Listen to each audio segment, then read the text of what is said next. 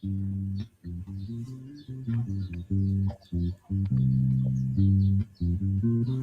SoulJourn with Heshima Moja, an inspiring and thought-provoking program filled with music and stories that can help you to recognize, reflect upon, and embrace your own journey.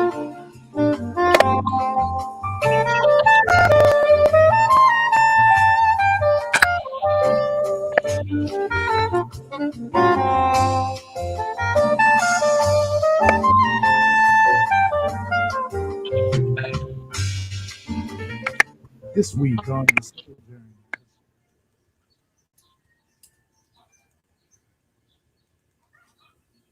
Good evening, everybody, and welcome to SoulJourn. My name is Heshima Moja. Thanks for being back with us again this week. As we enter into the month of June, we are officially in summer. How's everybody feeling tonight? I hope that you're feeling great. I hope that regardless of what's going on around you, that you're finding something to be grateful for, that you're finding something to be excited about, that you're finding something to direct your creative energy into. This week, I'm so excited to have a very special guest, choreographer, director, motivator, Luis Salgado, and we're going to introduce him in just a few minutes to you here on the SoulJourn as we discuss the idea and the theme, daring to go beyond. The SoulJourn, as you all know, is really not only about just conversation, but specifically inspiring you to look inward, to think about the way that you view life, to think about how you can use what you hear here to look inward, to reflect, and to move forward in your own journey. So, obviously, for those of you who have watched the SoulJourn before, you're very aware that we tackle issues that can be very difficult, but in a way that causes us to reflect, to think critically, and to really look inside of our hearts and see how we're thinking and see how our thoughts and our ways of being are affecting our own lives and the lives of those around us. There's a quote that I really love from a painter by the name of Wassily Kandinsky.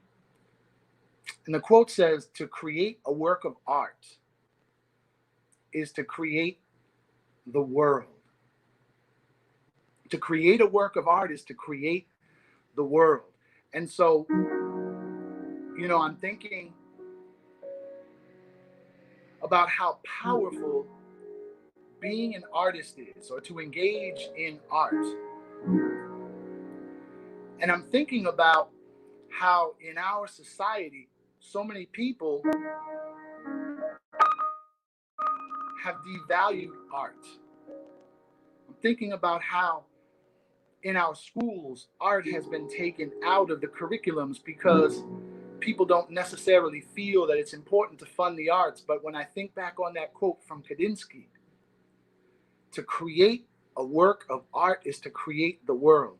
The power of art and the power of artists to invoke, to inspire, to incite thought and the imagination, and just how possible, how powerful it is in terms of shifting the world we live in from one of hopelessness to hope, one of difficulty to overcoming, inspiring people to overcome through their own journey, through their own creativity, and to really create, imagine first, and then create a world that all of us can begin to benefit from, be proud to live in, a world that we can create that our children and our grandchildren and our great grandchildren will enjoy living in, because it's one that's equitable, one that's filled with possibilities.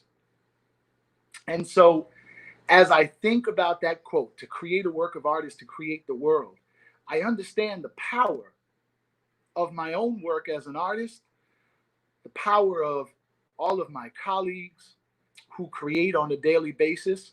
Some are very well known, some are not so well known. It's really not about that. It's really about understanding that wherever we go, whatever spaces we walk into, the power of the artist and the power of art to really begin to shape a new world. And historically, artists have always been the people all throughout history who have kind of led movements for change. Before there were political movements, there were artistic movements. In most recent history, we can think about the Harlem Renaissance, or we can think about the Black Arts movement. And there are many other examples historically. So it's really, really important that we begin to think differently about art and about artists and about what their contribution to the world can be. I want to do something with you because, you know, right now, obviously, we're living in a very stressful time. Many of us have been in quarantine for almost 3 months now. We're dealing with uncertainty and unrest in the world. And I just want to take a moment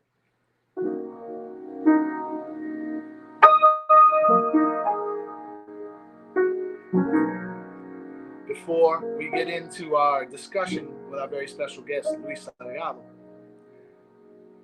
and just invite you to breathe with me.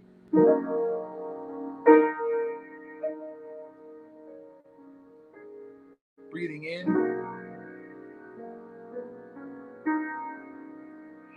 and breathing out, just releasing all of the tension in our bodies.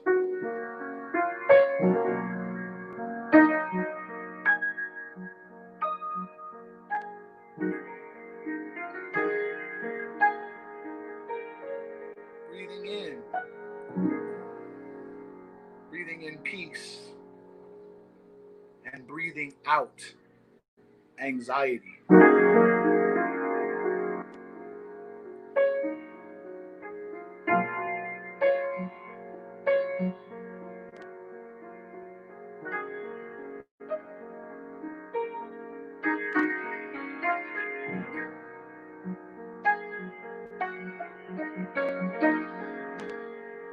Breathing in,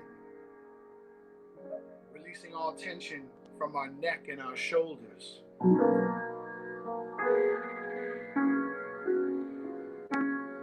Breathing in, and as we breathe out, releasing all tension from our spine. If you've ever sat through some of my guided meditations, then you know that I ask you just to imagine someone pulling your head upward with a string and sitting up completely straight, and imagine your vertebrae just opening up and releasing all of that stress.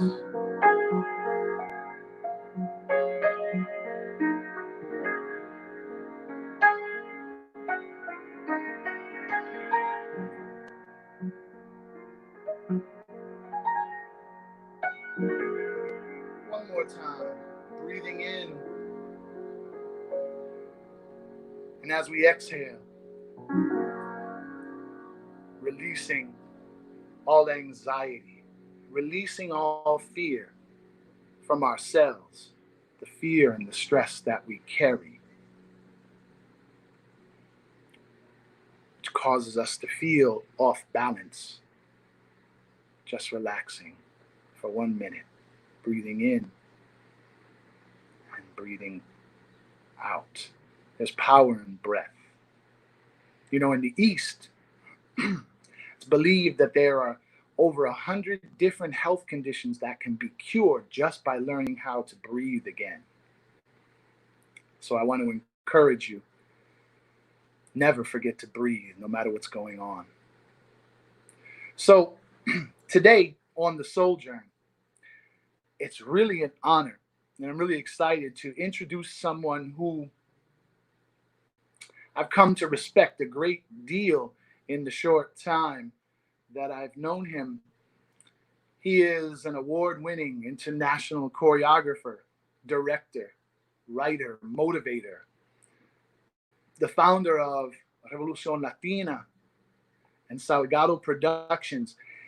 He was one of the choreographers for In the Heights, and he was also the director and choreographer for the Spanish premiere, the premiere of the Spanish language version of In the Heights, which won, I believe, 8 different theater awards, including Best Director, Best Musical, and Best Choreography. He's appeared in films like American Gangster, Dirty Dancing 2, Havana Nights, as well as Step Up 2, where he was also the assistant choreographer. And there's so much more that we have to talk to him about. But I would love to now introduce to all of you watching the SoulJourn tonight my friend, Luis Salgado. Hola. Hola, Luis. How are you? I could be like, tran, tan, ta, Yeah. ta, ta, ta, ta, ta, ta, ta. I don't know, just like that meditation is perfect. Oh yeah, Thank you. just a little 2 minute pause, you know? I did get scared through the process because I am on my phone, Uh-huh. and all of a sudden you were like with that beautiful breathing exercise and the melody, and then for the first time after like our time together, a phone call came in, and I was like, no. Uh yeah, it happens to me too. I use my phone so much I don't use my computer, especially sitting here at the piano because I can't prop it. So I have to use my phone, and a lot of times, Right. actually one happened. The phone call came through and I was pushing buttons. I was like, I got really scared because I've been using my computer a lot, but all of a sudden, anyway, let me not break the beautiful atmosphere you created. But that was the chaos that all of a sudden I was like, wait. Anyway, it's an honor to be here with you, and it's an honor to breathe with you and to listen to your art and to your music, and especially to that wonderful quote that alone poses so many questions and comments and thoughts of action in so many different ways. So thank you for having me with you. No, thank you for being here, and I know your beautiful family is with you as well, and that's a blessing in and of itself, right? Yeah. Support and to feel to be able just to you know feel that love, feel With that Ali in my chest. yeah, exactly. So I know that we haven't known each other that long, although we Hmm. know people in the same circles, but I was so fortunate to be able to be brought into your presence by a mutual friend, Marisol Carrel, great Who I filmmaker. believe who I believe is in Bolivia, stuck with the borders Yeah, restrictions. been in Bolivia, yeah, now That's for crazy. I believe. Yeah. um, but having come into your presence, and one thing that I want people to know is that I mean, I've been in the music business for a long time, and there's a lot of people who are very good at smiling and being politically very nice to people. They're nice to their presence because they don't want to burn any bridges. But one of the reasons that I've come to respect you so much is your genuineness, your sincerity in all of your interactions, and I see it across the board. Even when it's not with me, I see how genuine and sincere you are with so many people. And Thank so you. uh, that's a gift. That's a gift to the world because not everybody can give so much of themselves. So thank you before we even get into this conversation. Thank you. Thank you. Thank you. Yeah. That means a lot. It's beautiful to hear because we inside our brain sometimes we're just going crazy, and we're like this morning I had an interview and I just felt like I was barking at the realities of the world, and yet the person afterwards wrote me a wonderful text of like, yes, I want to walk. We got to walk together, and that's the thing. We got to walk together. No man is an island. And I think part of what the I'm sorry to bring it up so quick, but like the George Floyd situation brings up is that there are people walking the streets thinking they have the power of God. And unfortunately, none of us is God. and all like thing that we can do is share the life experience we have. And that is in all of the areas. That is in the moments of success where you're doing that Broadway show and you come out of the backstage door and there's people waiting to get an autograph and you can give them a hug instead and you give them joy that way, as much as in the moments of pain and in the moments of doubt and in the moments of questioning, being vulnerable and open enough to say, I am human and I feel, I don't know, anger, scared, fear, joy, desire, and being able to also, I guess, not because we have to be sharing everything, that's not the point, but to be open enough in your own way, whether it is creating a piece of music, whether it is creating a poetry, whether it's creating a choreography, whether it is coming back to work at the gas station and getting the gas pump and saying, may I please help you today? And serving that gas with love and passion. In whatever way you are, we are together living a human experience. Mhm. And I think that that's the thing. I had somebody that held my hand at a very young age and helped me to discover myself through the arts. And because of that one person, that one single person still is alive in everything I do in this conversation with you right now today, because he made a difference in my life. And so when I met you and I see your own truth, it's like, what kind of difference can I make in your life? What kind of difference can and it's not that we're like walking around trying to make a difference in people's life. That's not the it. But if I have the opportunity to connect you to somebody I know is also needing help, that alone makes something. And I think, as opposed to the cultural idea that sometimes we think we have to have of protecting the cake, Mhm. being a leader in things like Revolucion Latina has helped me very quick that the real work is in the cake is never too small.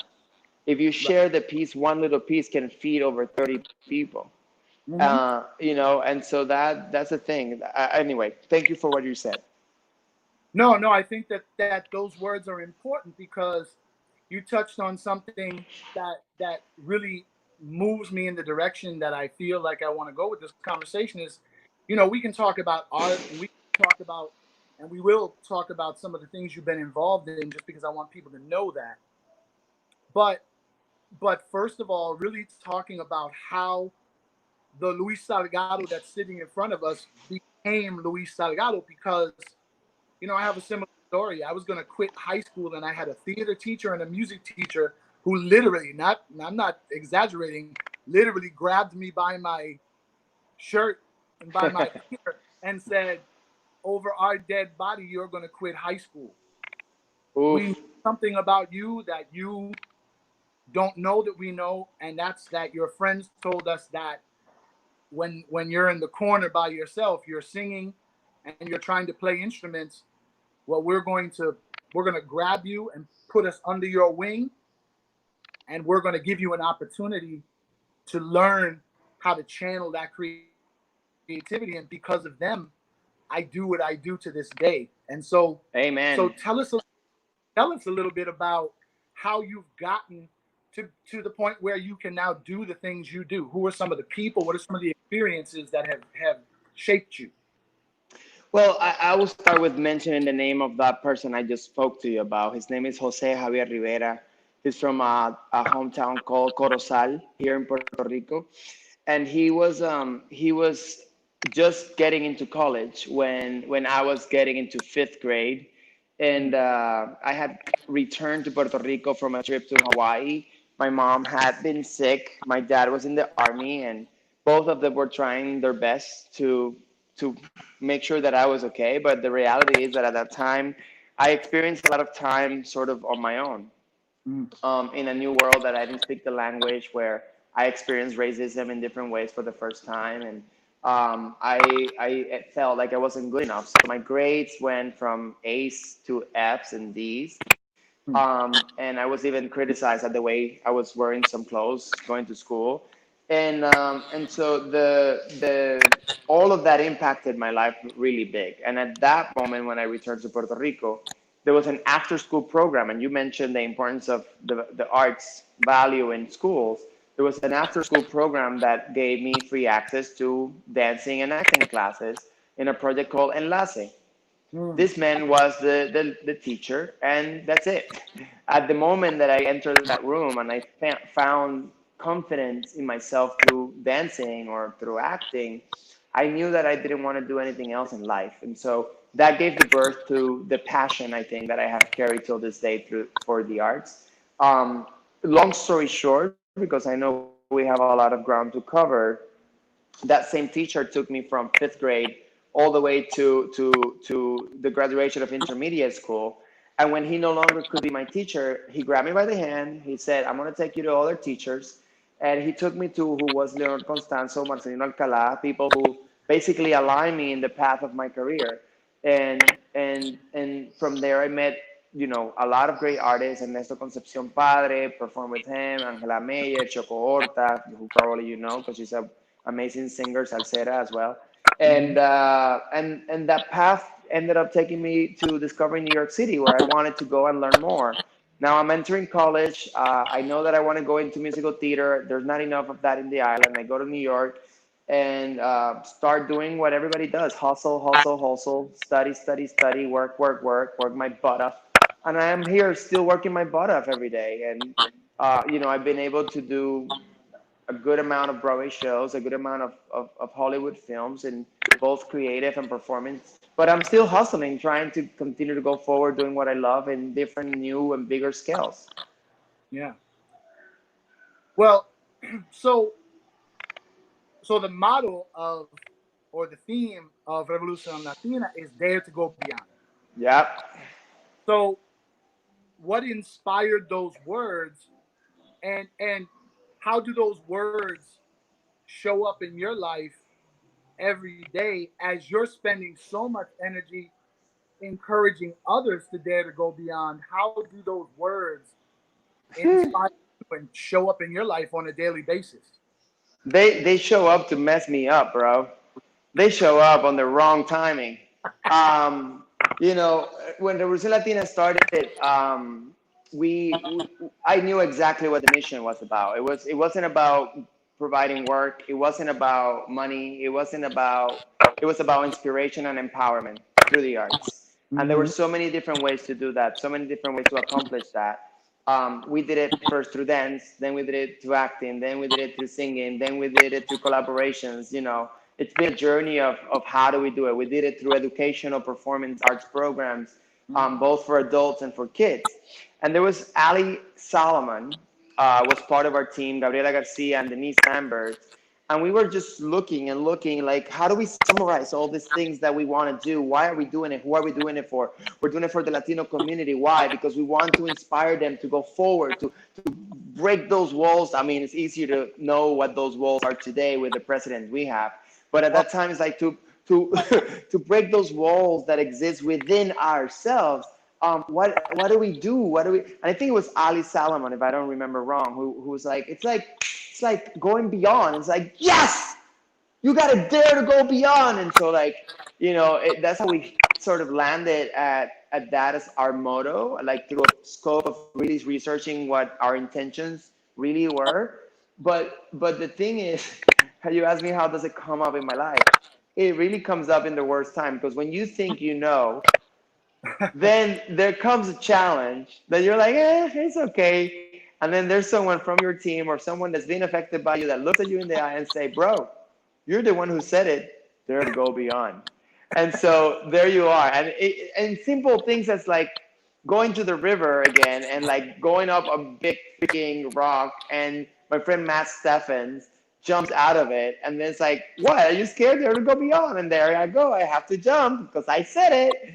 And so it really was like giving myself una trampa so that I could never give up. Giving myself a challenge that's strong enough and it's recurrent enough in my life that the first person that's going to challenge is me. And so if I can take on to the challenge, I can speak and live and be the resemble of that challenge for my son, for Marianita, for my wife, for my sister, for my mother. You know, Luis Miranda, Lin Manuel's father, I interviewed him because something we did early in the process of Revolution Latina, I was running a lot of interviews like this and try to uplift and celebrate those who have made big accomplishments in our culture, in our community, so that we will be inspired to follow those footsteps. And he said something that I will never forget. First, you got to take care of your family. And after you take care of your family, then you have to take care of your building. And after you take care of your building, then you can take care of your town. And once you have managed to properly take care of your town, then you can take care of your city, and so on and so on and so on. And I think he was so right, because this COVID-19 example, we spent over 60 something days in our home in New York, and it was stressful and it was hard. And I was like, wait, here I am having to inspire my community and people and provide the programs, but are we healthy enough? Have we taken care of ourselves? And that's the reason we came to Puerto Rico, because I was like, I need to find a balance from where I can recharge so I can continue to be of service. And so we sometimes forget that in the journey, and sacrifice. To go beyond also means take care of you, like you did before we started this conversation. You took care of all of us by doing a meditation. And I'm grateful for you for that. But we got to breathe first before we can help others breathe. Sure. Well, I think sometimes as artists, we've been taught a lot of ideas about the arts and what an artist's job is. We've been taught things like we have to suffer for our art, we have to starve for our art, we have to be, and these ideas get in our consciousness, and we almost get into this thing of like self-flagellation. Sometimes Right? it's true. We're not a Sometimes you do real have to artist. suffer. We're not, yeah, but in I terms know of what you're saying. in the self-care piece, though, you know, so I have a mentor who often told me when I was very young and I was starting out, and he would take me on tour. He would say, "You see what that guy's doing over there? You see what that guy's doing over there? Don't ever let me catch you doing that, because there are people who are using their art as an excuse for living a really shabby life." Yeah. They're saying, "Well, I'm an artist, so that's why I drink, or that's why I'm a mujeriego, or that's why I'm a." And he said, "Don't let me Yeah. ever hear you disrespect art. Yeah, but Art that's is not art. with your lifestyle. You have a responsibility to take care of yourself and work internally so that what you project out into the world can really have the impact that it can have if you're working on healing yourself, because those self-destructive behaviors are usually coming from an unhealed place. Somebody's not healed from something. Right, right. And so But the process of working on oneself in order to project out into the world that information is important.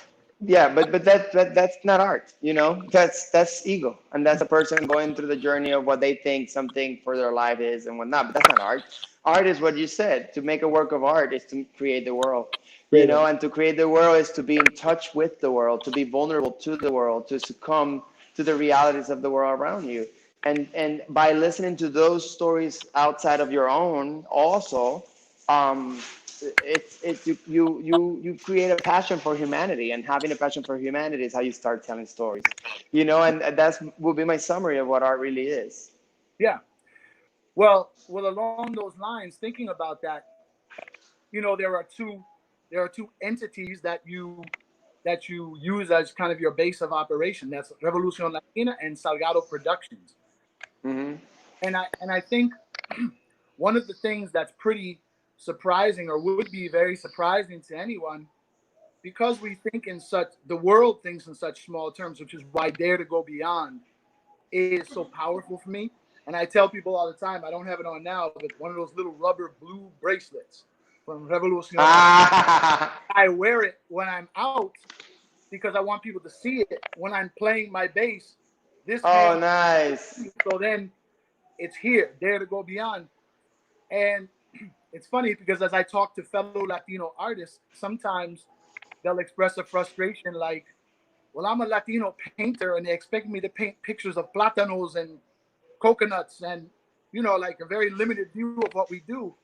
And one of the things that I really love about Revolucion Latina, um, and Salgado Productions is the width, the depth of the work.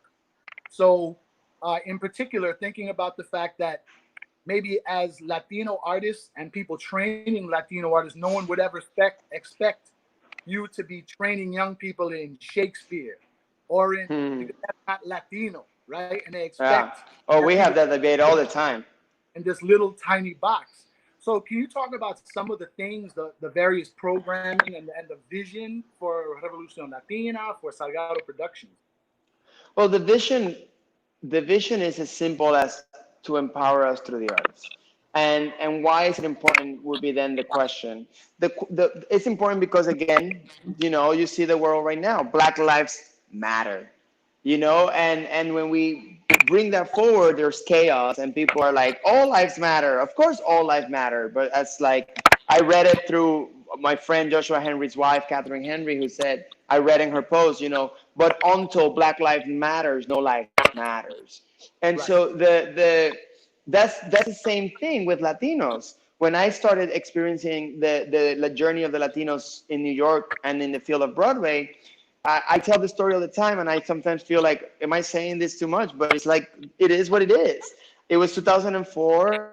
I was part of the Mambo Kings. The Mambo Kings is a show filled with Latinos, Yeah. and a blogger somewhere posted something in the lines of, that show is full of Latinos, that's never going to make it to Broadway. And indeed, weeks later, we didn't make it to Broadway. And that was one of my first artistic encounters with racism, as far as like, wait, what does the color of my skin or my heritage has to do with making my dream possible or not? And so that triggered, and that's part of also why Revolución Latina exists, to counterpoint that reality. And if you look into the history of the last 12 years, we've been able to make a contribution to that conversation. And Salgado Productions is directly born out of the work that Revolución Latina is doing and the upcoming of new artists who want an outlet to be able to do more work of art, where Revolución Latina is not there to produce theater, we're there to inspire through the arts. I knew that I needed to produce theater with something that could be about producing theater. And so we started Salgado Productions. The journey with Salgado Productions changed because it then took me personally into more directing and choreographing, and so it gave me more of a global and international scope of the world of theater, and so that's a different point. But anyway, to summarize your question, Revolución Latina does children educational programs through summer camps where Broadway performers of all backgrounds of life come in and teach acting, singing, and dancing free of charge for the students. Mhm. And most of the students are Latino and Black and minorities of all different backgrounds that come to Revolution Latina, not because it's Latino, but because it's a revolution of evolution through the arts, and they want to be a part of that. We have Mhm. our Beyond Workshop Series, which is the adult program we provide. Both of these programs, we've done it for over 11 years now. Again, free of charge. People internationally from Mexico, Peru, Colombia, Argentina come and take the workshop, but the beauty is that they take it next to people that are training also in New York. So we do our part by providing acting, singing, dancing, and Shakespeare, but the real magic happens in the cultural exchange that both of these groups share.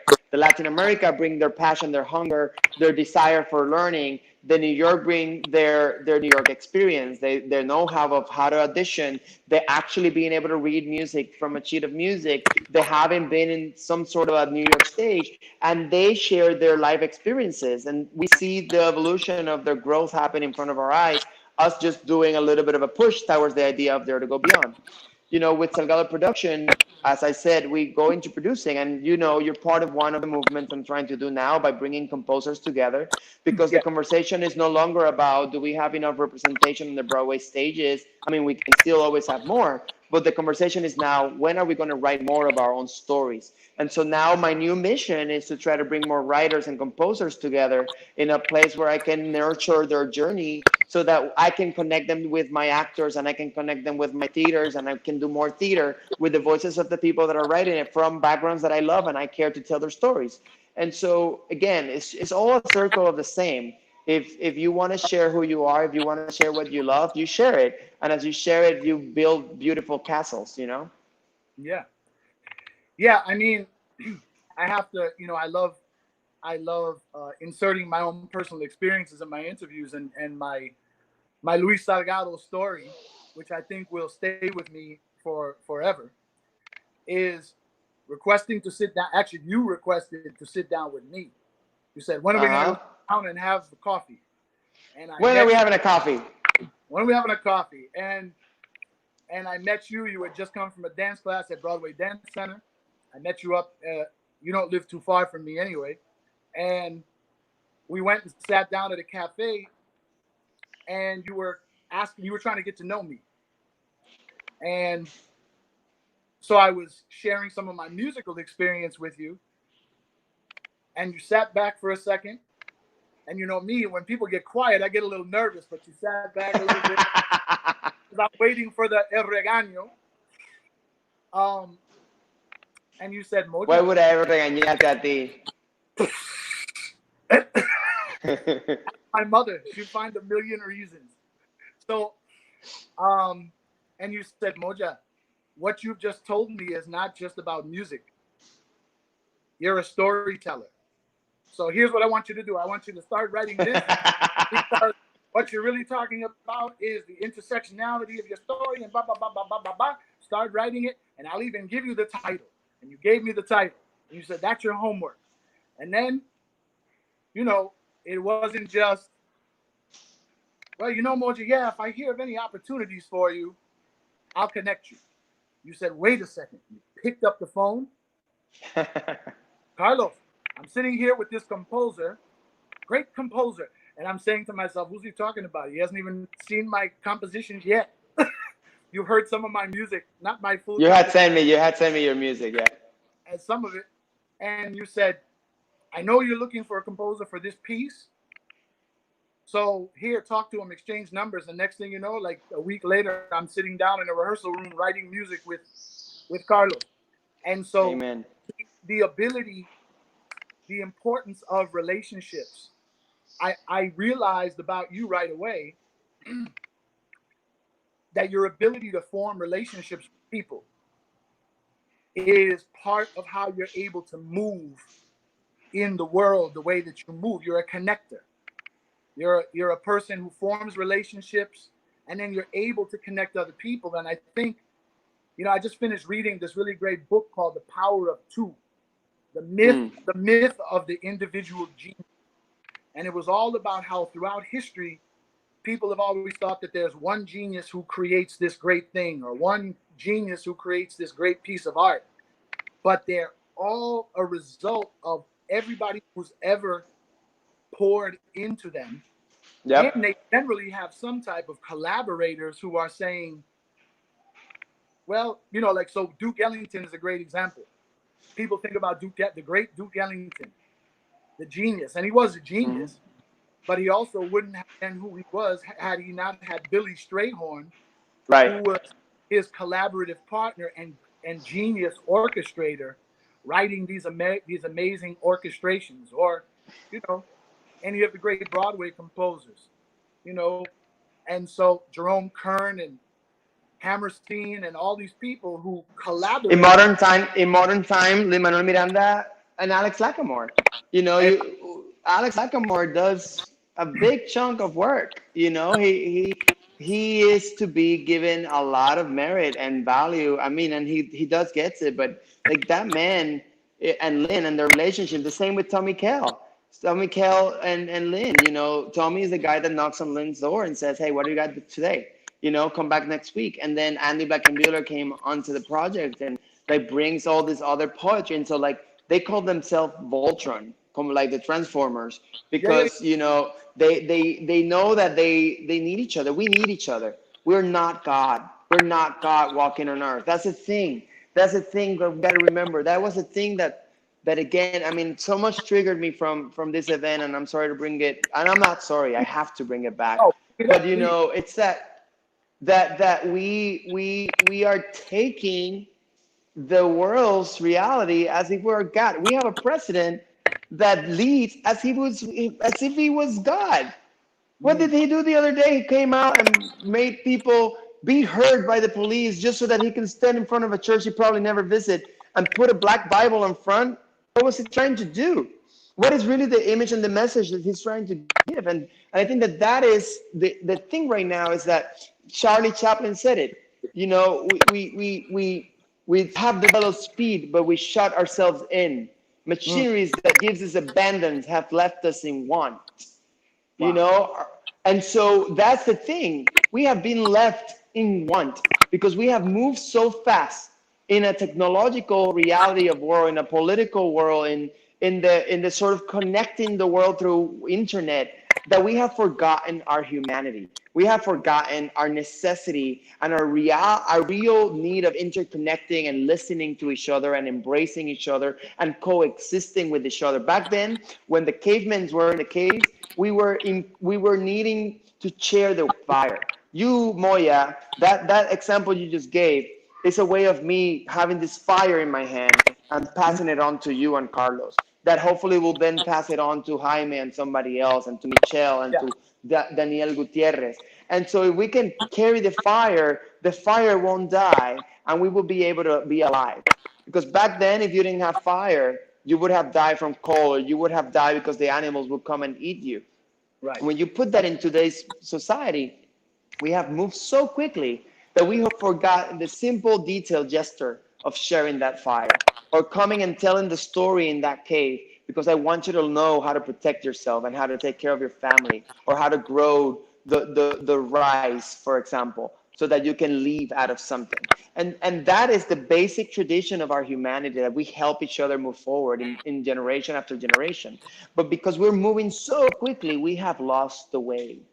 You Yeah. know, and so our art, in so many ways, especially music, if music be the food of love, please play on, because that's the thing that connects us all. That's the thing that brings us together more than, I mean, I wake up at 6 a.m. every morning to work, and I have to say, I put the music to play and my life changes. That's my meditation, is music. What you do, the art that you do, the art that so many people around the world do with music, that's the reason that a musical moves, because there's music for us to sing, there's music for us to dance, and so we have to cut our crap, and we have to share the best of us, because by sharing it we will have a better world. Those are powerful words. I mean, we are designed to be not dependent on each other, but interdependent. Connected, yeah. In Buddhism, they would call it inter-R. You inter-R. If something, your fate, Luis's fate, is connected to my fate, and my fate is connected to some stranger who I've never met thousands of miles away, Mm-hmm. and my fate is connected to your son's fate, or to my niece's fate, or to somebody in Japan, and somebody else's fate. We inter-R. We're connected, and as much, I was talking about to somebody about this issue on another teleconference the other day. And if tomorrow we were to wipe out everybody who we thought was our enemy, then we'd have no excuse but to face, because we would still end up with the same problems that we have now, because we've forgotten that the journey inward is as important as the journey outward. Mm-hmm. If we were to wipe out all the enemies tomorrow, whoever we perceive those enemies to be, then when we were to take power because we thought we've done it, we've won, we would start to eat each other up like Yeah. sharks in the water. Well, We wouldn't have dealt with our own inner trauma, our own pain, our unresolved issues. I'm gonna bastardize this quote, but Malcolm, who you met through Revolution Latina, who's now leading the Hispanic Organization of Latin Actors, has Okay. been this week working with the reality that we're all working with, and how to manage it and scope it through the action steps that Ola has to do. And he sent this beautiful, beautiful quote, and I'm gonna bastardize it now, but it's something in the lines of, we better start listening to each other and having conversations, because if we keep on talking, at last one day we'll at least understand each other. But if we Mm-hmm. are just killing each other, then there will be no one to listen. Yeah. And that was, as they were debating if they can continue or should continue with the Ola talks that they are doing right now and that are so important to the artistic community. But of course, in respect to everything that's going in the world, the debate was, should we continue or not? And so there was the yes and the no's. And in that, he sent that quote. And of course, after that quote, the answer is yes, we must continue. Because if we stop talking, we won't ever be able to listen. Absolutely. In the Buddhist philosophy, it's taught that the word love and the word understanding are like synonyms. You can't say you love someone or love something if you don't understand. And so deep listening is the only way to truly understand. You're married. You know that the only way to really understand your wife is if you sit and you learn to really listen to her and what she has to get across, and vice versa. And that's how you really develop and strengthen love and strengthen relationship.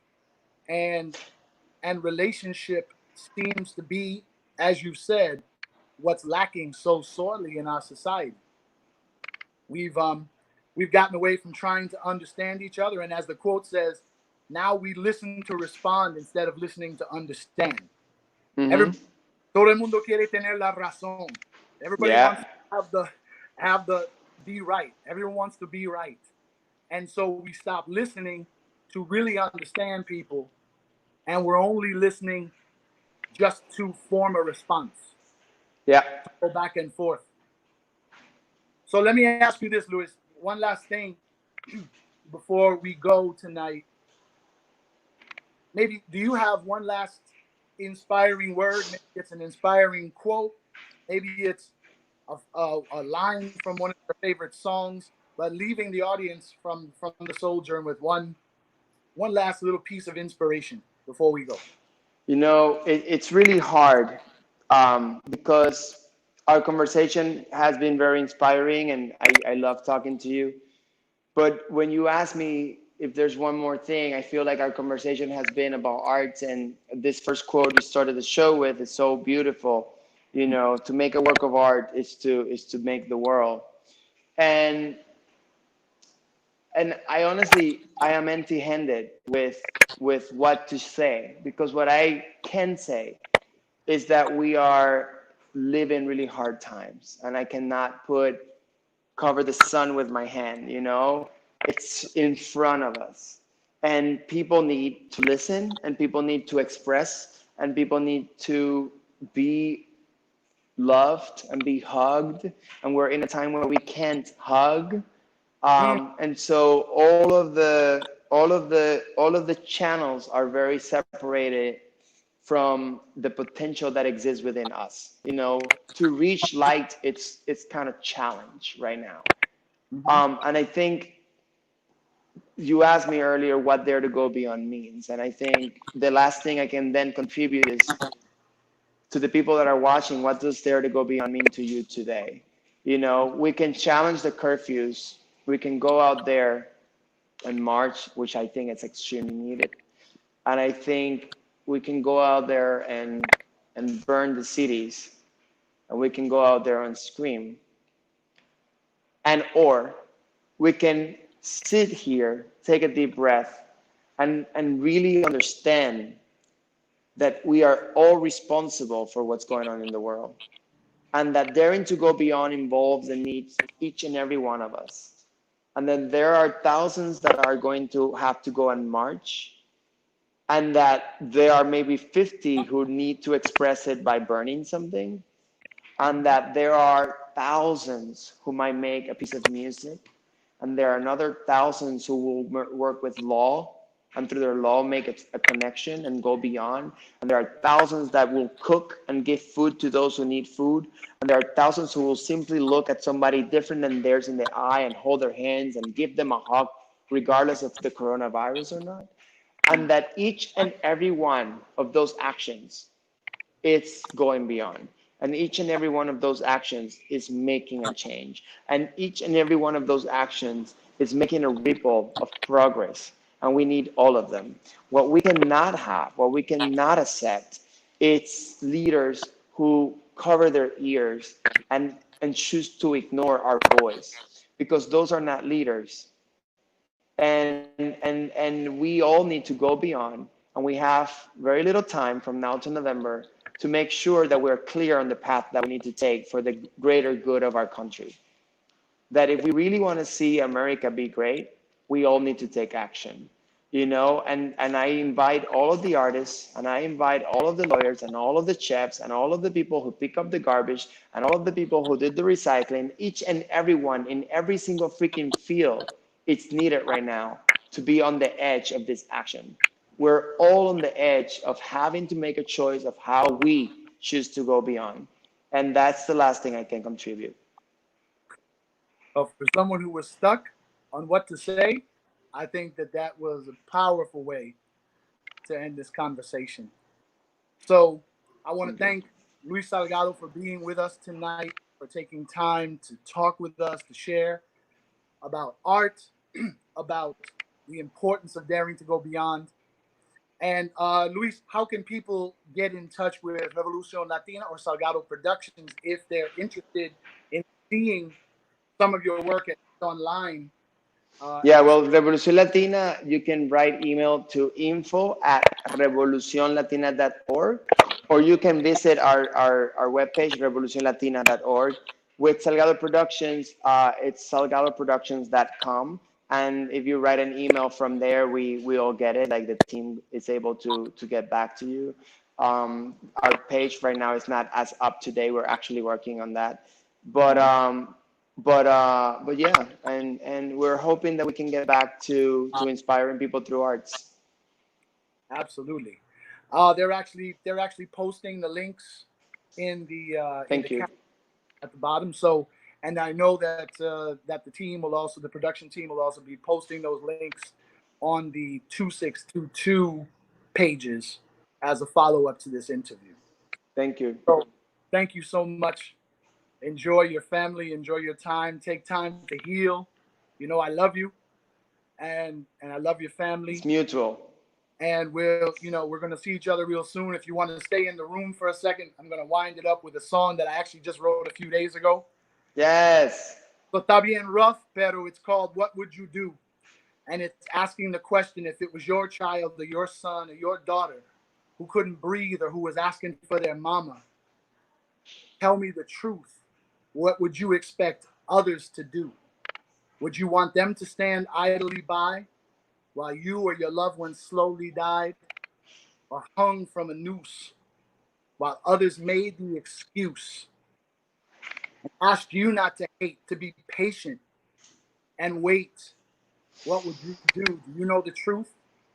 I don't think you do. Imagine 400 years of living in fear. Would you wait another minute or give up your life just to change it?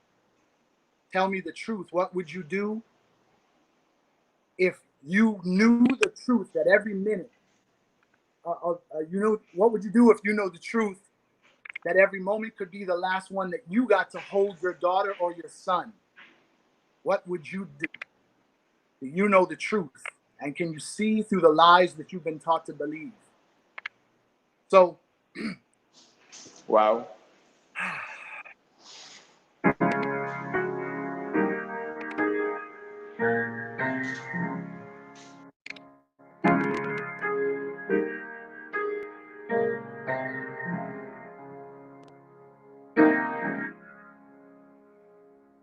what would you do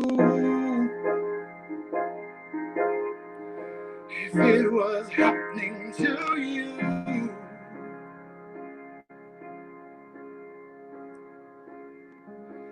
What if it was your son or daughter who couldn't breathe or who was begging for mama? Tell me the truth. What would you want others to do?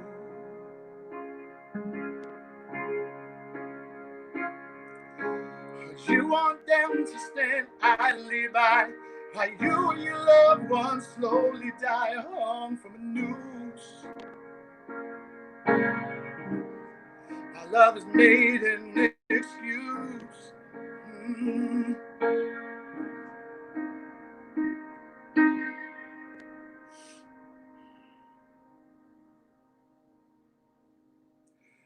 telling you to be patient, to not to hate and wait on justice. Tell me the truth, tell me the truth. Do you know the truth? Do you know the truth? I don't think that you do.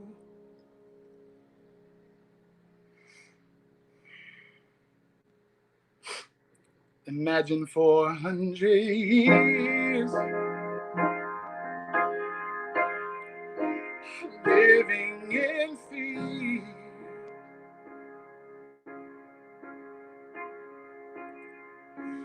You'd be willing to wait another minute or give up your life just to end it. What would you do? If you really knew.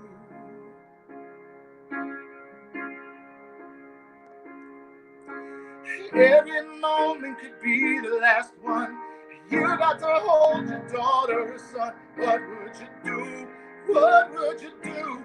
What would you do? What would you do? Can you see through the lies you've been taught to believe?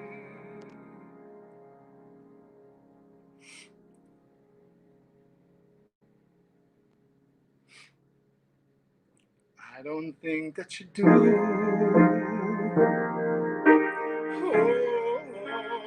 I don't think that you do.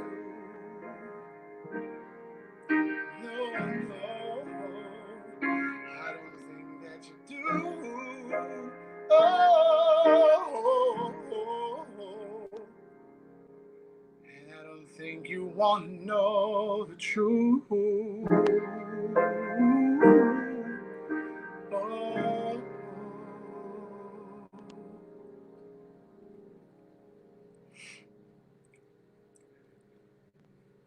Forgive me, y'all. That one emotionally gets me. Do you know the truth of what you would do if it was your son or your daughter? Thanks for joining us on the SoulJourn. If you'd like to support the SoulJourn or Studio 2622, you can follow the Patreon link posted at the bottom. Please join us next Thursday as I welcome my guest, Dr. Anahi Douglas, Afro-Chicana scholar, assistant professor of literature and American studies at Hofstra University, as she discusses with me education as an act of self-care. Until next week, take care of yourselves. Take care of someone else. And don't forget, compassion is your greatest weapon.